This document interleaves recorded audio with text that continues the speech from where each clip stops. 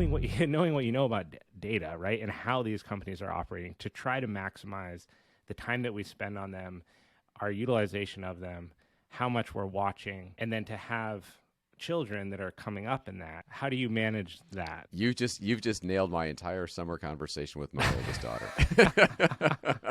That's one of the things I think as parents you've got to be really cognizant of. I mean, there's a guy that's doing some work with me, and he's got a 14-year-old daughter, and we are sharing stories. And one of the things he says is, as a parent, you have to be the one to be looking at these technologies before your kid brings it to you. Right. And if you think about things like, if it's Snapchat or TikTok or Fortnite or any one of these things that these kids are getting involved with, you go back to, the Atari and the joystick, right? I mean, it was super easy for dad to jump in with the joystick and the one button because it wasn't an overly complicated controller. Now there's 40 buttons, or people are playing video games on a computer keyboard. So I think that the whole notion is, as parents, I think first of all, we can't just, say, we can't understand this technology and walk away. We have to be active and a part of it. So for example, again, we have a huge discussion here because my daughter wants TikTok. I've got views why I don't think she needs TikTok yet. She's got some friends on it.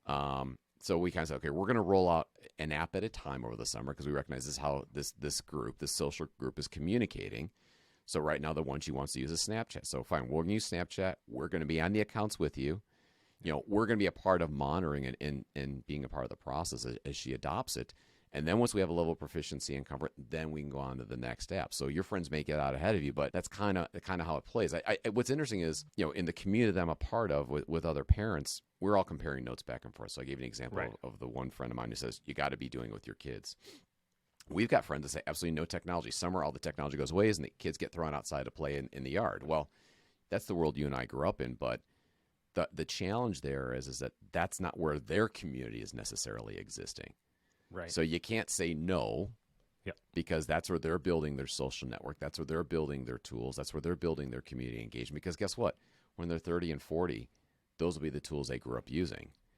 As opposed to think back to my grandparents saying, when we grew up, we had the party line. It was one line and went to 6 houses, and if somebody was on, you had to wait your turn, right? I mean, So I think part of it's like, it's here, and I think parents have to be involved. They have to be engaged. They can't pretend it doesn't exist.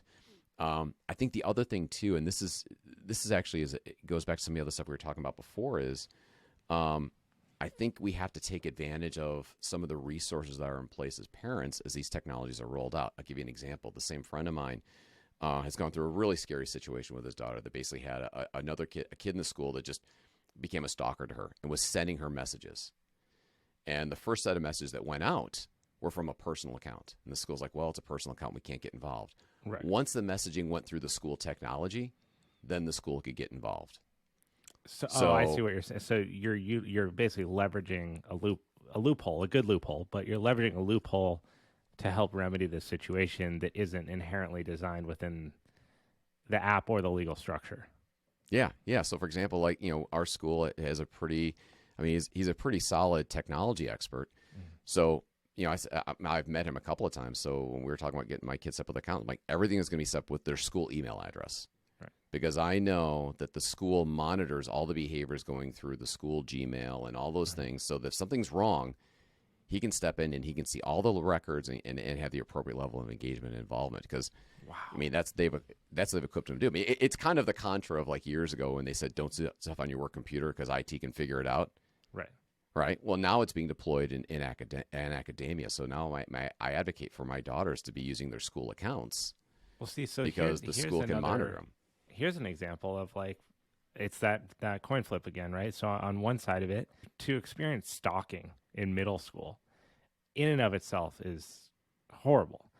Mm-hmm. To experience technological, it's like one more onion layer that doesn't really make sense for that age group. Or, I mean, even as an adult, that's not a welcomed experience at any point in your life. Right. But on the flip side of that, I had never even thought about this until you just said it, but it's really interesting to have like a technology or data expert at a school to help manage these kind of things within the flow of communication amongst kids. In talking through this, there's definitely big brother concerns here of like how much monitoring and oversight do you want in that setting when you're trying to learn how to make mistakes and move forward as a kid.